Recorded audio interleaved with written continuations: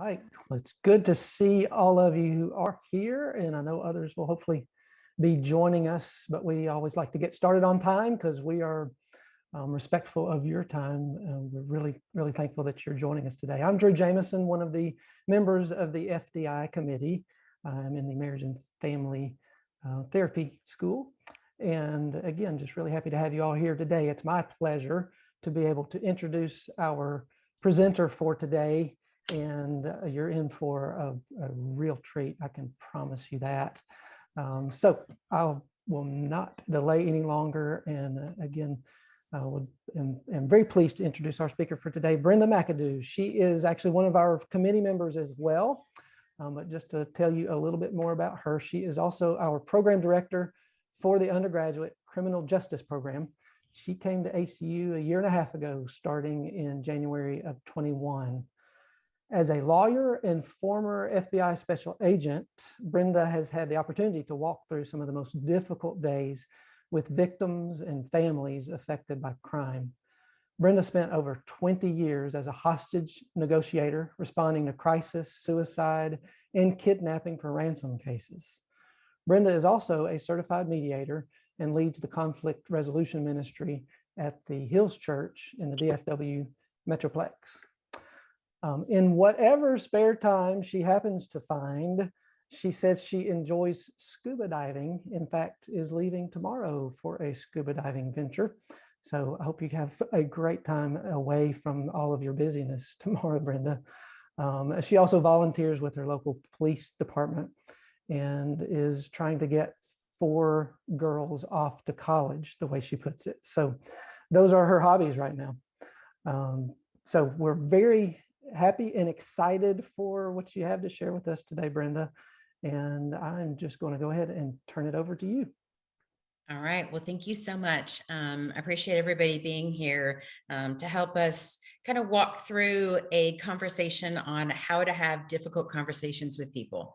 And that's one of the things that that we get to do all the time for people, whether that is a SME or a student or a faculty member.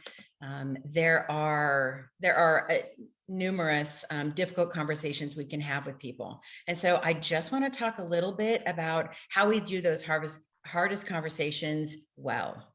How do we do that in mind with compassion and empathy? How do we do that in the political, conversations that we find ourselves that are sometimes very difficult? And one of the things about dealing with difficult people, or just people in difficult situations, are sometimes we don't know what to say. And so today, I just want to talk a little bit about where do you start with people? How do you have those hard conversations as a representative of your programs at ACU? And, maybe more importantly, how do we do that as representatives of the church and of Christ? So how do we figure out how to do that well? So one of the things that I'd like to, and can you guys see the screen? It is not moving forward for me. We're actually seeing your note view again, Brenda. Okay.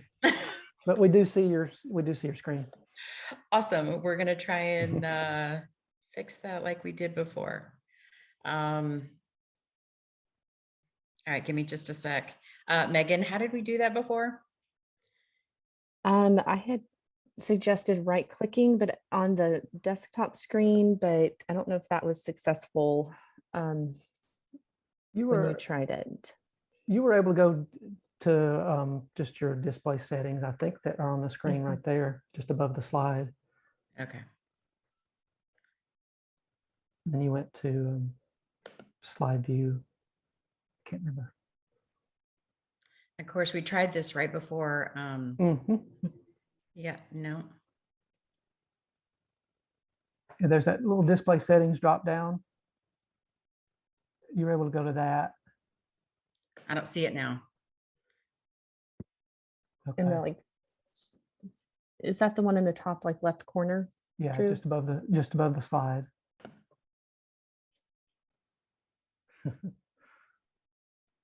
Okay.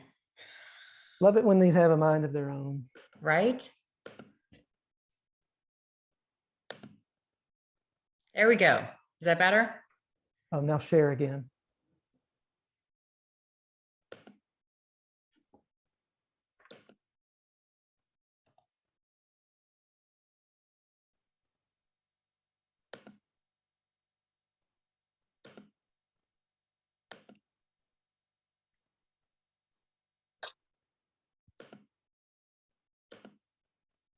How's that now? Bingo. Got it. All right. Okay. So how to have hard conversations with people. So one of the things that's most, okay, the slides are not going forward. There we go. So here are the hard conversations that we have with people. You as a family member, as a parent, as a program director, with whether that's your faculty or whoever else, we are used to, with our friends and family, having conversations about money.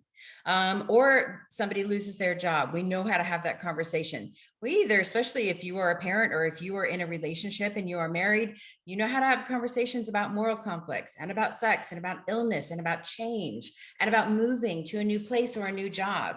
But really, one of the things that's interesting about our culture and about our positions, probably with ACU over faculty and dealing with students, is that we're asking you to have conversations with total strangers about suicide and trauma and abuse and depression and death and COVID and a million other things, that we are not equipped to have those conversations with total strangers. But yet, when you ask somebody, how are you? And they don't say what you're expecting, which is fine, right? That you want them to just say, fine, how are you? Or these days it's like, oh, it's way too hot outside, I'm trying to stay cool, that type of thing. Right? But when people say something to our how are you question, and they say, terrible, my mom was just diagnosed with cancer. I feel like giving up, or why does it matter how I'm doing? So those responses request from us something else besides the platitudes of, yeah, stay cool, or stay out of the heat, or glad you're doing fine, good to see you. Lots of times what we do in kind of that first response is, well, I'm so sorry that happened to you, I'll pray for you. But frankly, if we're honest, how often do we follow up with prayer? How often do we cover those people with prayer? And do we do anything else to speak into or to step into their situation? Because God gives us opportunities all the time to talk to people in difficult conversations and to talk to difficult people. Most people in our society will not take the time to deal with difficult people, but if they're placed in your path, or if you have to, because they're a SME and they can't use the book that they want, and they're very frustrated with you or with the instructional designer, or there's some student who tells you that the reason they can't turn in their reports are they're going through a domestic violence situation at home. And you have to respond in some way besides, I'm so sorry, I'll pray for you. Not that that's a bad response, but that there are other deeper responses that we can do and be there for people, because we have a choice.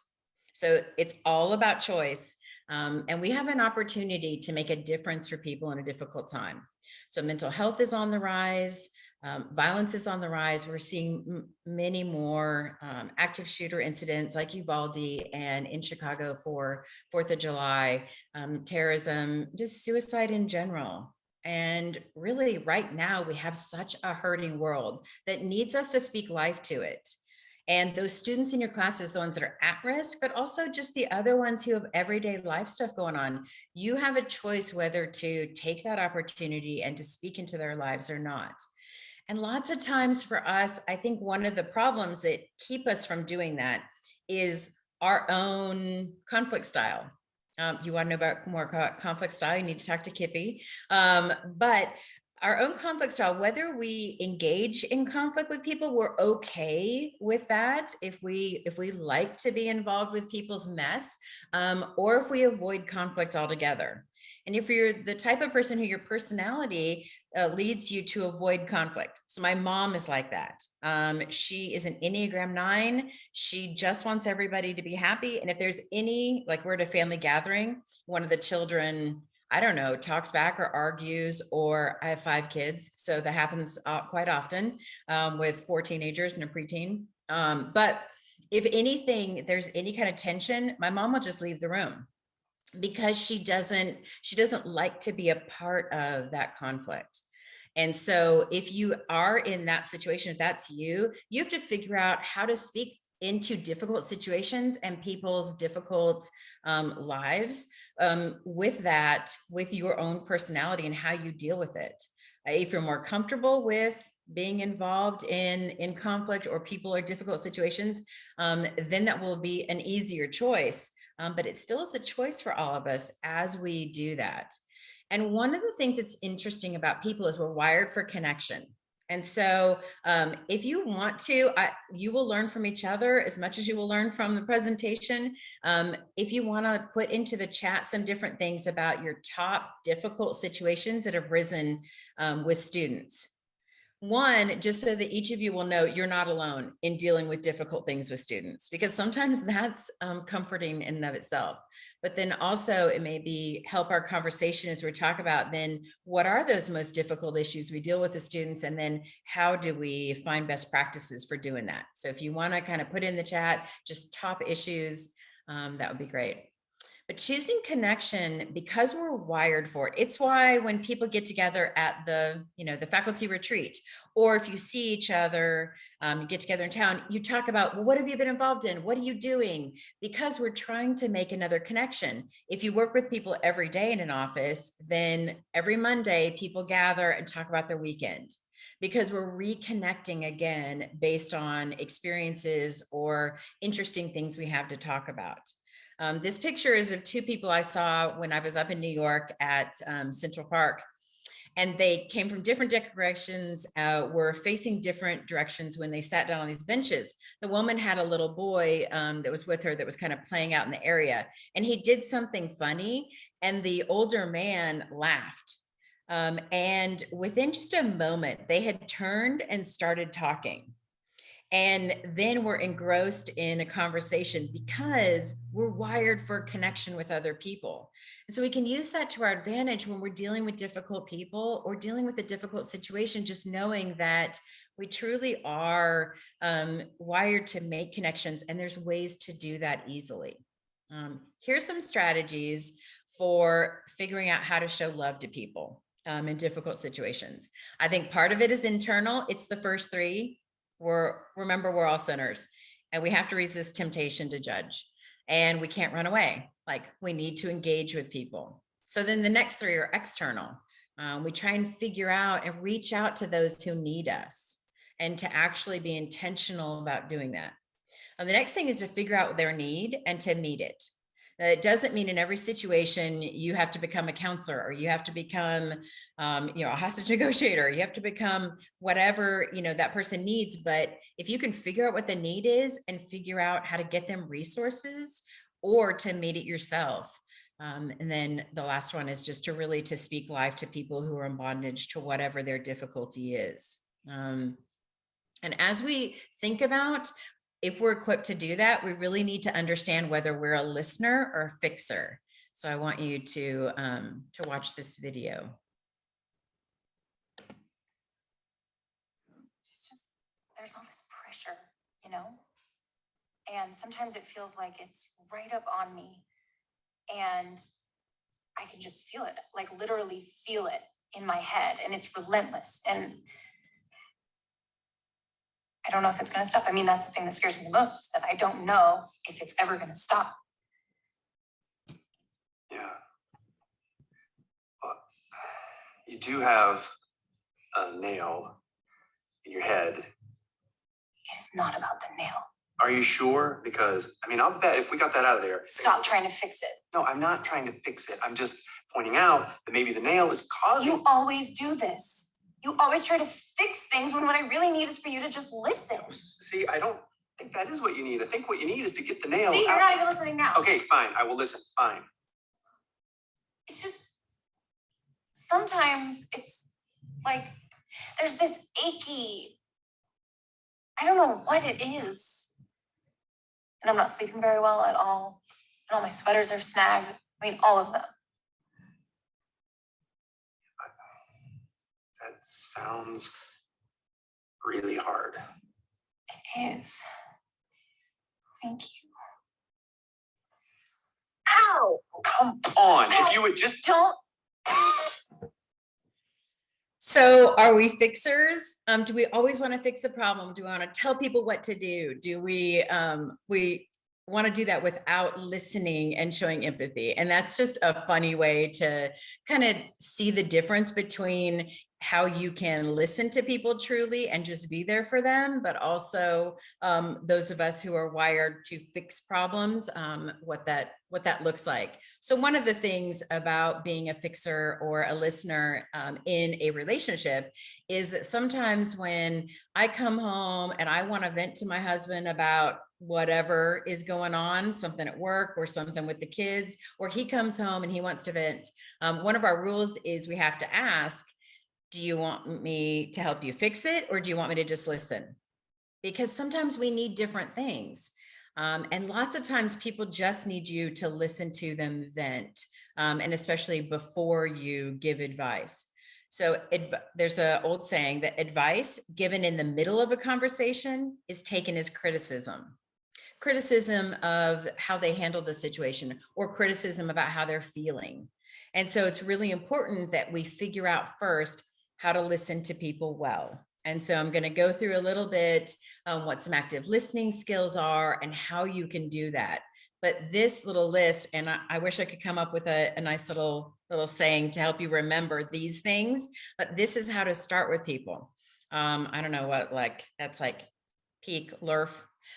There's no good word for that. But it's just your presence.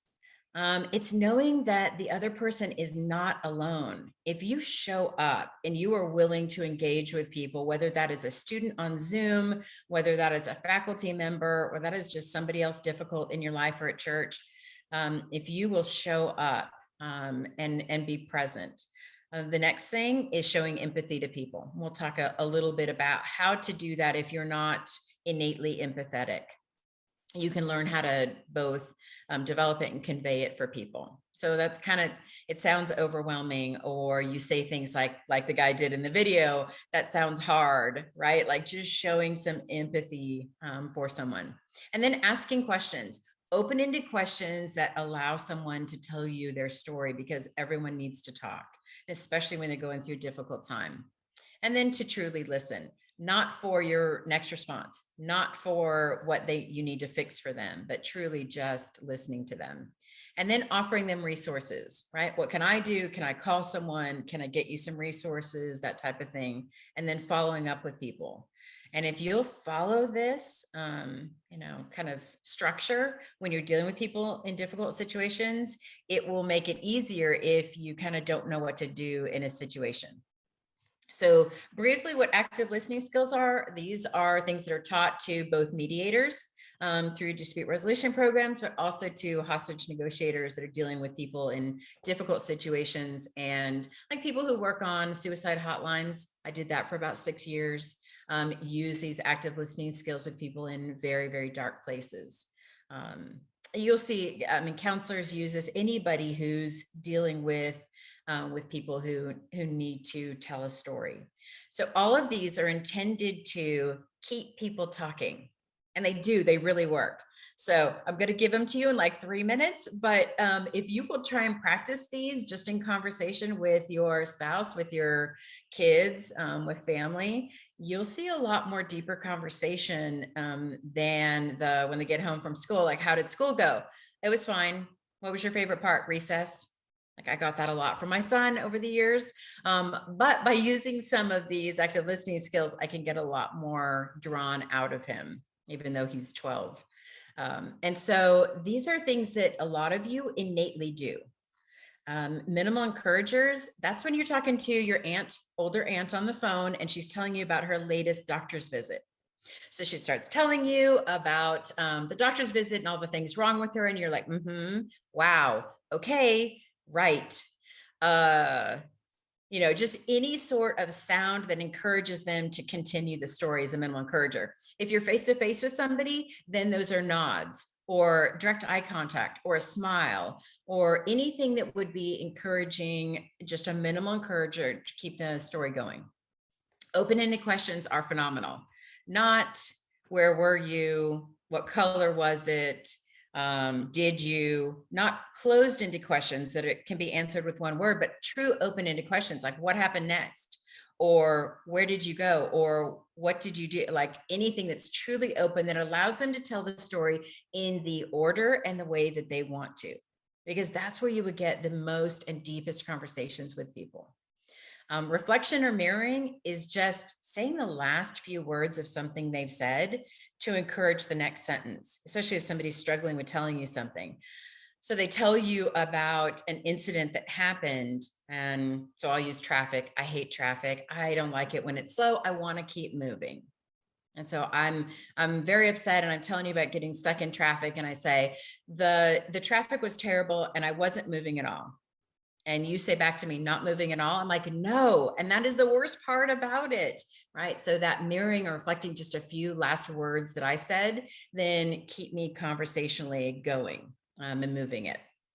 Emotionally labeling is the most powerful thing that you can do for people. And it really moves you to that next level, not just listening, but having empathy for people. And so they tell you something really hard about a family situation. And you say, man, it sounds like you were really angry during that time. And they're like, yeah, I was. And not only have you listened to their story, but you've listened to the emotions that they have surrounding it. And that's very powerful if you can identify those for people. Don't be afraid to get it wrong. We get it wrong all the time. We'll say a word, then they're like, no, I wasn't angry, I was pissed. Or I wasn't angry, I was disappointed. I'm like, oh, well, disappointment can be very, hard to deal with inside, right? So you can say, I'm sorry, I didn't get it right, but thank you for, for telling me. And then you go on with whatever emotion they do tell you that they're feeling. So it's a good way to kind of help people put together those emotions along with the story they're telling you. And it helps people. So paraphrase or summaries just after they've talked for a long time about something hard, then you're going to say it back to them in your own words. Or summaries, you're going to be like, let me see if I got this right. And you're going to tell them their story back with the emotion. And so those things tell people what? That we're listening and that we've heard them, that we understand, that we get them. And effective pause can be used before or after something really important that they've said or that you're trying to convey to them. All right, so I want you to watch them in action just to get an idea about what that looks like. This is one of my favorite shows. It's The Big Bang Theory. First, there was PlayStation, aka PS1. Then there's PS2, PS3, and now PS4. And that makes sense. You'd think after Xbox, there'd be Xbox 2. But no. Next came Xbox 360. And now, after 360, comes Xbox One. Why one? Maybe that's how many seconds of thought they put into naming it. Can you get the butter, please? However, with the Xbox One, I can control my entire entertainment system using voice commands. Up until now, I've had to use Leonard. Get the other one. Pass the butter. Hang on. I don't feel like you're taking this dilemma seriously. Fine, Sheldon. You have my undivided attention. Okay, now, the PS4 is more angular and sleek looking. No way! It's true, but the larger size of the Xbox One may keep it from overheating. You wouldn't want your gaming system to overheat? No, see, you absolutely would not. And then furthermore, the Xbox One now comes with a Kinect included. Included? Yes. Not sold separately. Although the PS4 uses cool new GDDR5 RAM, while the Xbox One is still using the conventional DDR3 memory. Why would they still be using DDR3? Are they nuts? See, that's what I thought. But then they go and throw in an ES RAM buffer. Oh, wait a second. Who's they? Xbox. You're kidding! No, I am not. And this ES RAM buffer should totally bridge the 100 gigabit per second bandwidth gap between the two RAM types. This is a nightmare. How will you ever make a decision? See, I don't know. What should I do? Please pass the butter!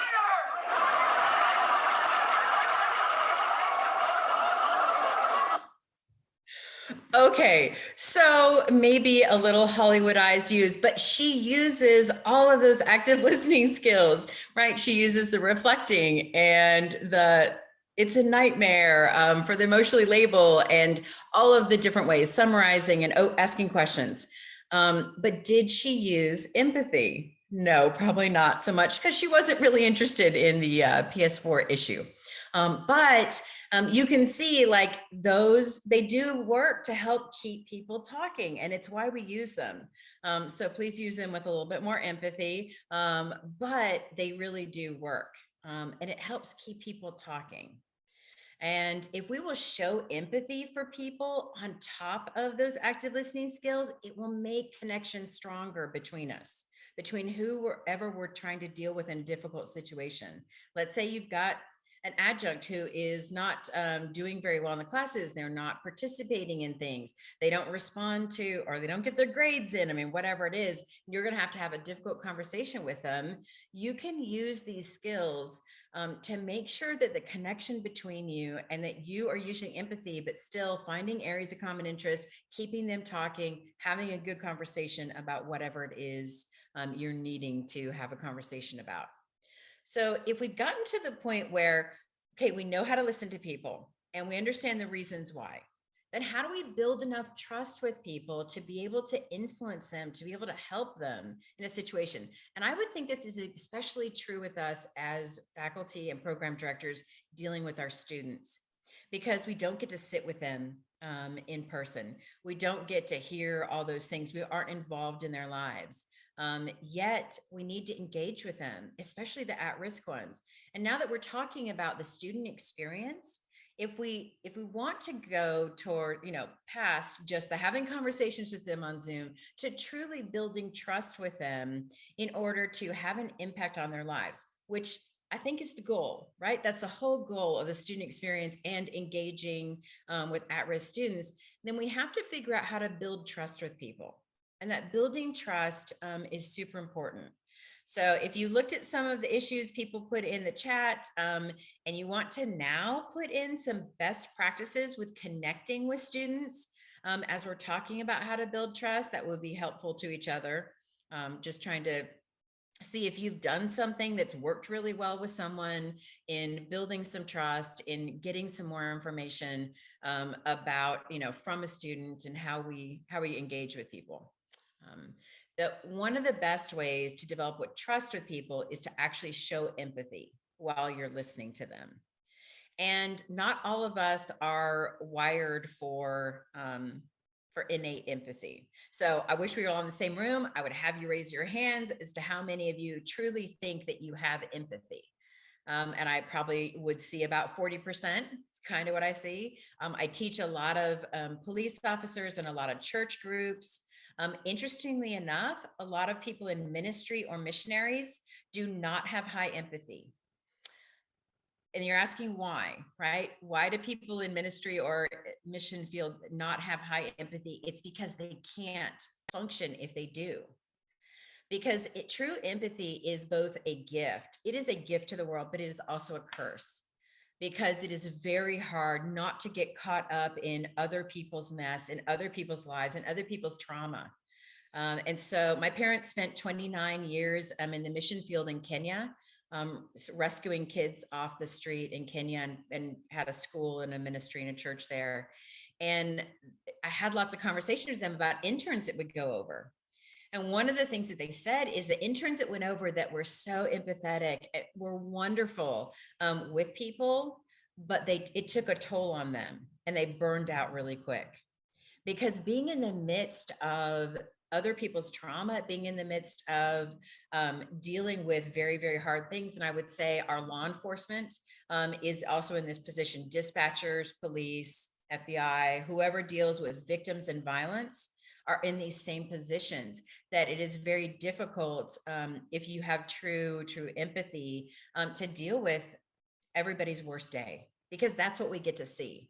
I spent 24 years seeing everybody's absolute worst day, and that can take a toll. And so I don't consider myself to be someone who has true empathy, but I've learned how to develop it and learned how to convey it over time. And you can too if you don't have true empathy. Those of you that do, it's wonderful. You're good at this. You already do it with everyone. That's why everyone wants to be your friend. But here's the 3 things that I learned work best for people when they're trying to develop empathy in a situation. So you need to imagine yourself in that person's situation, not in their life, not in their past decisions, not in all those other things. But as you do that, you have to set aside your beliefs and your agenda and be open to have your perspective changed. And what I mean by this is when somebody tells us something, a hard situation they're in, whether it's they've lost a job, they are having trouble in their marriage, whatever it is, we know they've made some bad decisions. And if we're honest, what comes up into our heads is, well, if they hadn't made those bad decisions, they wouldn't be in this position. That may be true, but it is very judgmental, and it puts us in a place that blocks empathy with other people. And so we have to figure out a way to set aside those judgments, to really imagine ourselves in that person's situation. But then we've got to figure out how we develop the actual feeling of empathy if we don't innately have it. And so here's what I do. I focus on the feeling that I have had in the past on a hard situation that I've been through. All of us have been through something hard, whether that is the death of a loved one, whether that is losing a job, whether that is having a child go through difficulty or trauma, whatever it is, we have had a hard situation and we've had those feelings that go with it. And so for me, I try and choose one that won't overwhelm me. And so I choose most time to pull up the feeling when my husband lost his dad, because he got cancer. He went into the hospital. 10 days later, he came out and went on hospice and we lost him. It was very fast. It was very hard. We felt very helpless and hopeless in that situation because it was just so fast. And so I remember how I felt. If it was my dad, I probably wouldn't use this memory because that would be a little bit too close and would swamp me. But I use one that's a little bit more removed, but very vivid for me. And so I pull up that feeling, how I felt. And then I hold that feeling while I'm imagining myself in the other's position, right? That other situation. And for me, that allows me just to have a little softening, right? So that I can feel and act and convey empathy to them in that moment. And that for me really does it. There's a video on YouTube by the Cleveland Clinic called, you can look up just probably empathy Cleveland Clinic and it'll pop up on YouTube, but I think it's called If We Could See in Each Other's Hearts. Go watch it. It's 4 minutes. It will develop empathy in you. You will feel empathy after watching that video. I usually show it, but it's way too long for this. But that feeling, then you'll know what that feeling is and it'll help you as you develop it for other people in those moments. And this is important to be able to do this if you're not innately empathetic, is to figure out how to develop it, but also how to convey it. So those of you that know me personally, this is my speaking voice. I talk to my friends like this. I present. My voice is not terribly soothing. And so I know that. So for me, one of the things I do is I do what I call slow and low. And I did this for years as a hostage negotiator. I would go a little bit slower and a little bit lower with whatever I was saying. And it just sounds a little bit more compassionate, even if I'm not feeling it, right? But I know that about myself. And so I soften my tone when I talk to people. And I can do that slow and low for about 8 hours. That's been my max doing it. But it's one of the things that enables me to convey empathy in that moment. And it also helps me to slow down. And slowing down is sometimes what people in difficult situations really need from us. But also to convey empathy is you need to just acknowledge their emotion. Sounds like you feel betrayed. Sounds like you're really disappointed or that you're angry in this situation. And then to really ask further questions and show people attention. That conveys empathy and understanding in that moment.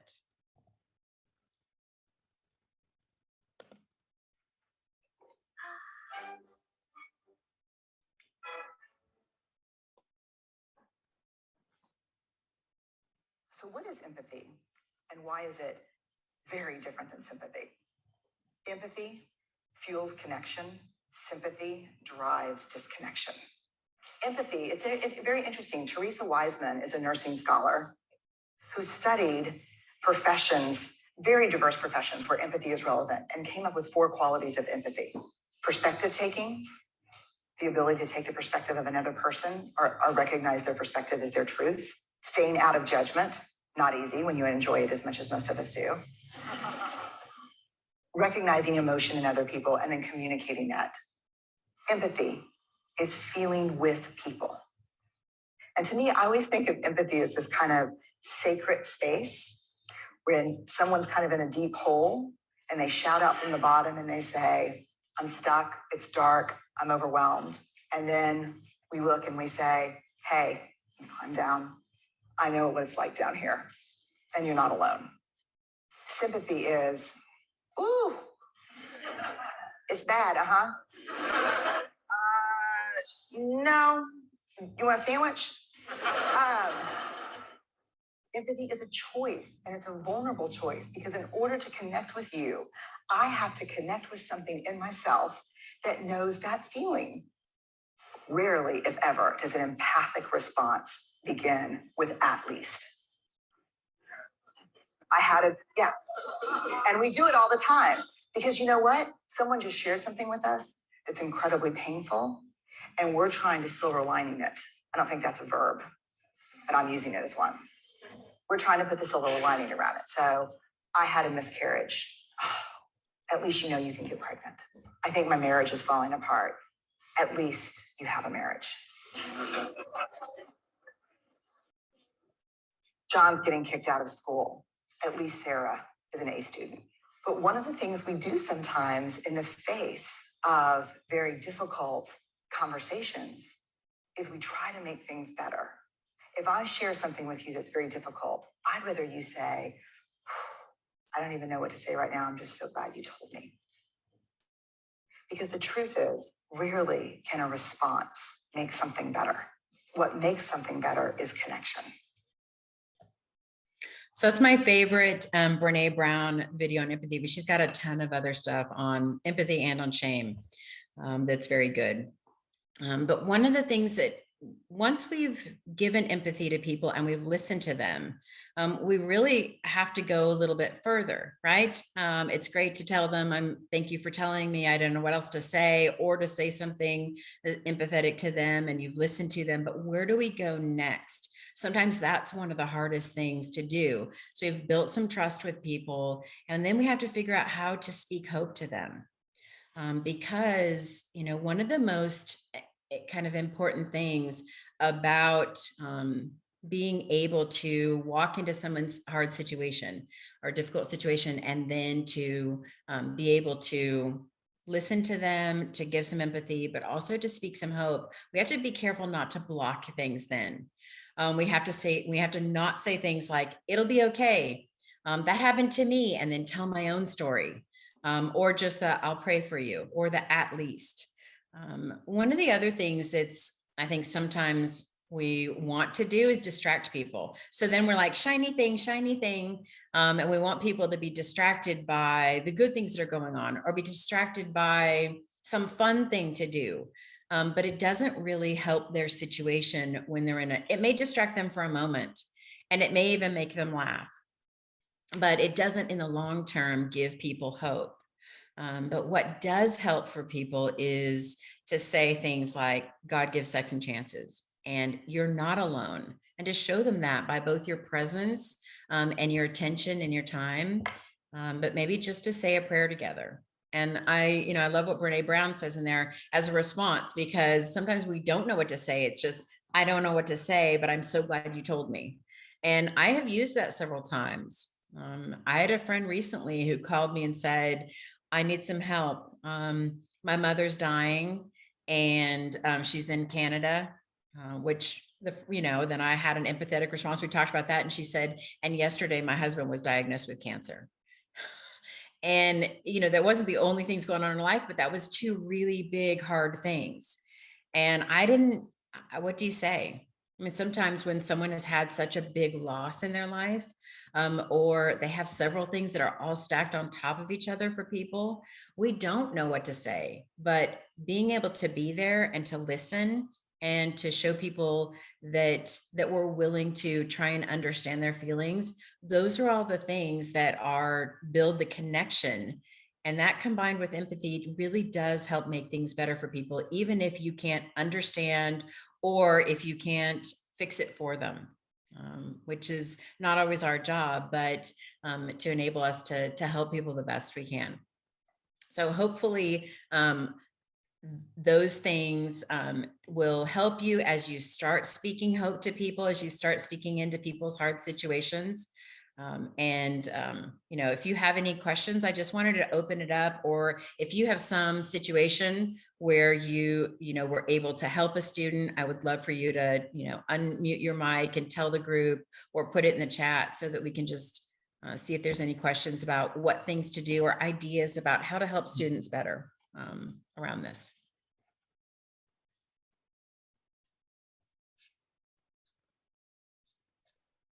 Brenda, I'll just mention that earlier Priscilla had posted just, I guess, giving an example of the kind of conflict that we can run into. She posted she had a student who took advantage of her kindness by asking for her to just pass her for the course. And when she declined and gave relevant reasons, she turned my words around and took it to the provost, which caused further review of my syllabus. So real good example of the kind of things that we might run into. I think about a time where I had worked with a student on an AIV, and it was verified by our faculty, you know, my fellow faculty. And I found out actually about a year later, she had felt very traumatized by it and was avoiding classes with me. And thankfully we had an opportunity to sit down and talk, because I think she was going to have to take a class with me. And so we arranged a conversation and we're able to sit down and talk. But certainly I empathize with you, Priscilla, in those kind of situations. Yeah, especially if it's in a position where we're also being attacked or we're being called into question, right? And so many times, one of the things we have to fight is that being defensive and really trying to understand the other person's perspective and situation without taking things personally. And I think that's very difficult for all of us. Brenda, I think one thing that I have a hard time with is it's so hard to get students on the phone or via Zoom. So it's so much expressing empathy via your writing, and how to kind of build that trust via an email. And that can be really hard. Yeah.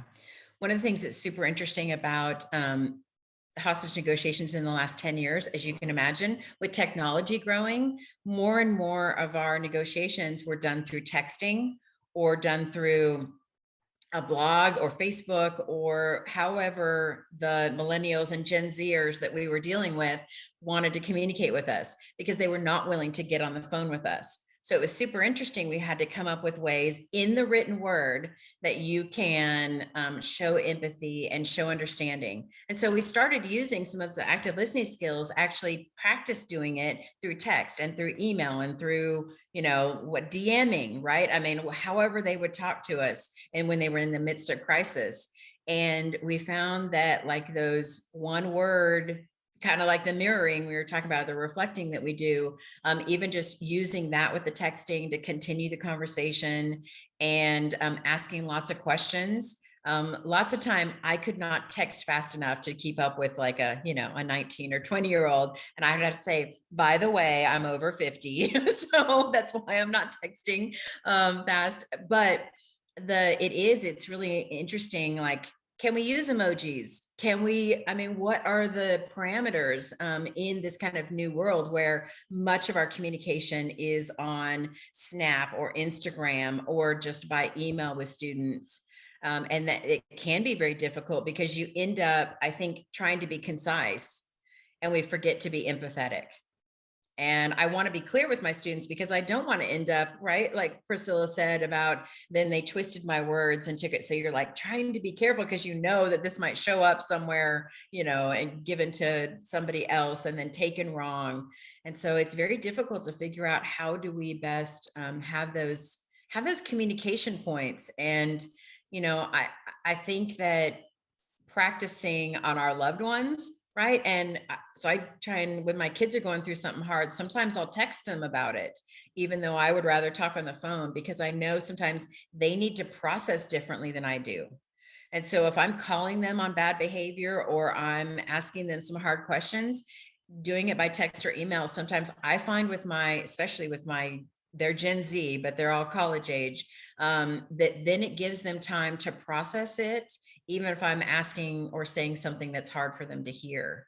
And my generation didn't need that much more about the face-to-face and right then taking care of something. And so I think that that's something we have to keep in mind, especially dealing with our students, is that we may need to put something out there and then give them time to come back and have a conversation with us about an academic, violation, or about a missed, something they did wrong, or a comment they made to another student, is to give them some time before we confront them, to kind of process it. And I don't know if that helps, but I have found that with my own kids, like they need that more. And I don't know, what, I'm sure there's somebody who's done some dissertation somewhere on that, but it's kind of an interesting thing that we see, especially with millennial and Gen Zers.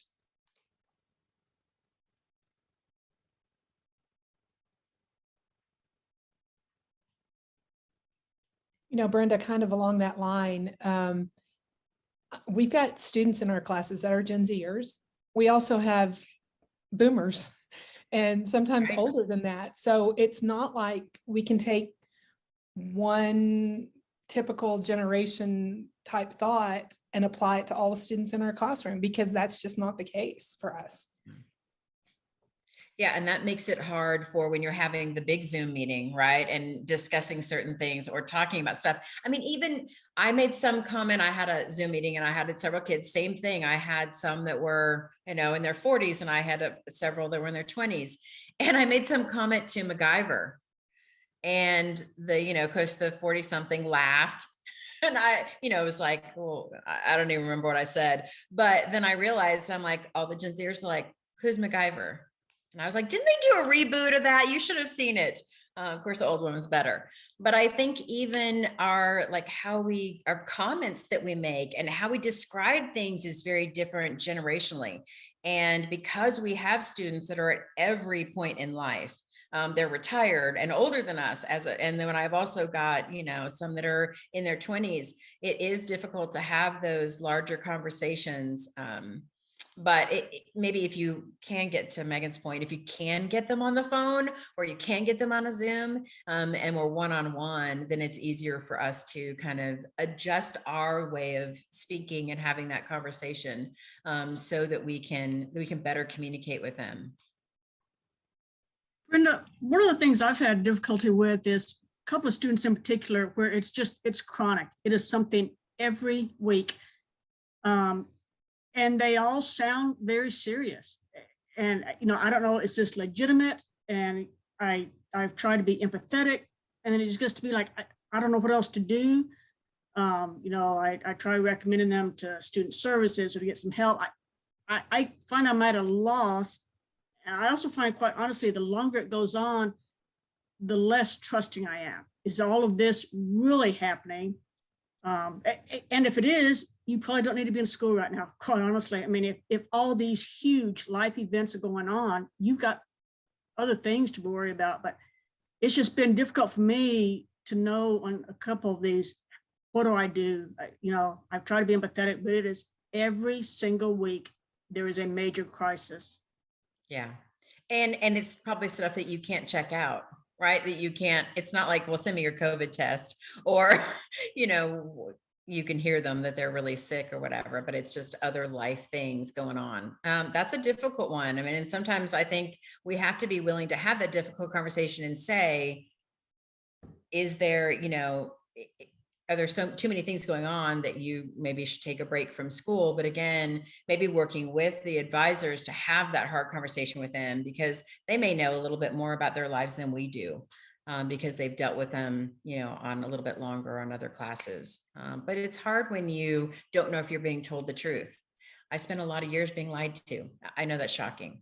But you kind of get, after a while, to a point where you're like, can kind of hear what are real excuses and what is truth. But that is such a hard thing to navigate, I think, with students, because we just want to believe them, right? And we want to help them. And we do want them to pass our classes. And we want them to go on in the program and finish up. And so that's I think a hard thing to navigate when we don't know for sure. But I think you're doing all the things that we can be doing for people is listening and then trying to help them, but also holding them accountable. I was going to share that, you know, I feel like when you asked earlier who are empathetic in the group, I feel like I definitely would have raised my hand and owned that, because I feel like as a nurse, I'm teaching the nursing School of Nursing at ACU, and I'm the track manager for the RN to B.S at Dallas. And nurses are inherently empathetic, and you know, we've seen pretty much everything, and we've, you know, walked with our patients. And I was taught that from a baby nurse. I've been a nurse for 22 years. One of the first weeks I had as a brand new nurse on my own, almost killed a patient. Thank the Lord I didn't, but my nurse manager reached out to me as soon as the episode happened. And, you know, the doctor had the conversation with me. And the first thing she asked was, is the patient okay? And it wasn't about me. It wasn't about, I mean, she's probably thinking all of these legal things that she's going to have to ensue immediately. But I felt that was the most empathetic response at the moment, because it was, she took the attention off of me and my mistakes and my problem, and redirected me to what our center goal was, and that was the patient care. And I think in this case, we can, you know, so identify with Sandy and as she was speaking, but with Kathy's dilemma, I have found that when I have a recurrent student, I've had those as well that have something every week, and they take advantage of, I feel like I'm being taken advantage of my kindness, because I always say, I really am sorry. And if they're in my office, you know, oftentimes I'll say, well, can we pray about it right now? You know, would that be appropriate and comfortable for you? And so we can kind of set the tone of giving it to God and not holding on to it ourselves. But if it's recurring and it's in email or, you know, whatever communication it is, our department's pretty small, and I'm not sure about anybody else's department, but I always say, yeah, I'm really concerned that, you know, you're having lots of issues, and my main goal is for you to be successful in this class, and I want you to become the best nurse you can be. So if, you know, you don't mind, I'm going to consult with my department chair, and I'm going to see if she has any solutions that we can all three work together to help you become successful. And oftentimes they don't want to go that far, and they don't want to really, you know, involve a higher, you know, the next chain of command. So they'll say, oh, that's okay, Dr. White, I'll just figure it out. And they miraculously get their assignment turned in, and it's, you know, there's no penalty, or I'm not having to threaten them, or, you know. And so I don't know if that's a possibility for anybody else, but that's been extremely helpful. And I do have a very supportive chair that, you know, she kind of does hard things all the time, and so she's used to it. And so when I feel the pressure, I can always ask her to come and join my situation. Yeah, that's a good point, is like bringing somebody else into it, where you are seeing whether or not they would tell somebody else those same things. And if they truly need help and if they want it, then they usually will. But if it's excuses, then maybe they would just go ahead and get stuff in. No, I like that.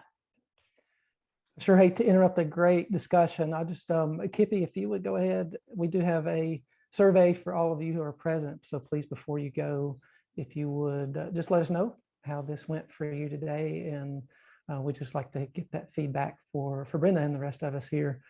Also, just want to point out, a couple of you have had good experiences with the Title IX office. As KK says, Sharita is amazing, and Catherine backed that up. So if we run into that, thankful to hear that's a good experience. Yeah, anything else, Brenda? No, thank you guys for having me. Okay.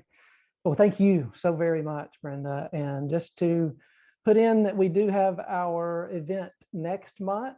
I don't know the date off the top of my head. It's the second Thursday in August, but our own Kathy Carroll will be presenting. I want to be fit, but so she'll give us a great perspective on health and wellness, and we'll be looking forward to that, Kathy. Thank you, everybody, for being here.